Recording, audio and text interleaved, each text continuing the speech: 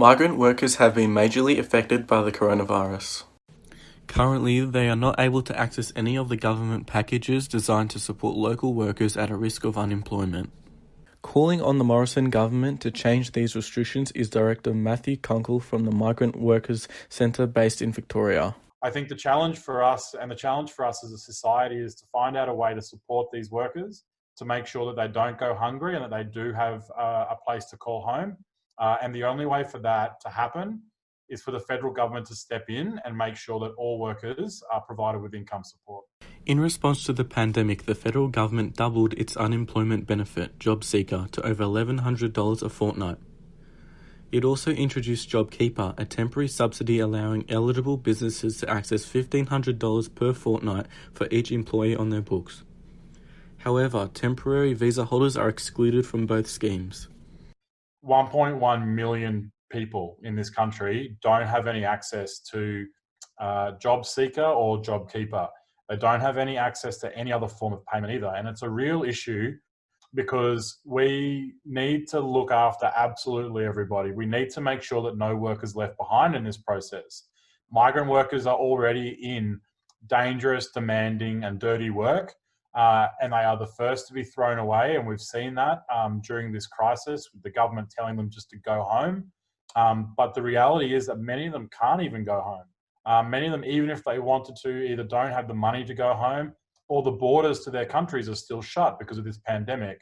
And in those circumstances, and indeed in any circumstances, there's a moral obligation on the government here in Australia to take steps to make sure that everybody is looked after. Hilmi is a current student studying at La Trobe University who moved from Sri Lanka to Australia last year with his wife. Hilmi says he was treated like an outsider as he was told if he could not stay here to go back to his home. It was terrible because it's not like we can go out to find jobs or there's so many questions we couldn't answer and there's no one to answer. The only answer given by the government is if you can't stay here, go back to the country. And that was a terrible answer because even recently some students went, but at the moment when the government informed to go back to the country, in my country, the airport was closed. I didn't have any choice. I had to stay here. Even if I want to go, I can't go. Matthew believes that the government isn't treating migrant workers fairly, which may lead to racism. He and his centre believe that all people should be treated equally regardless of their visa status. The biggest thing at the moment about what's fanning racism is the government's failure to treat migrant workers in this country like people and to treat them equally. At the Migrant Workers Centre, we believe that all people have the right to be treated equally and to be treated fairly, regardless of what visa status they have, whether they have a visa, whether they don't have a visa and they're here undocumented. Everyone should have the same rights.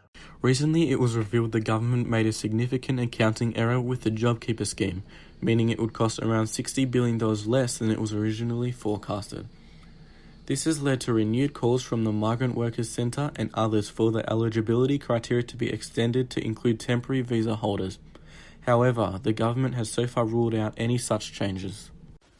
Peter White reporting back to Will and Nadia.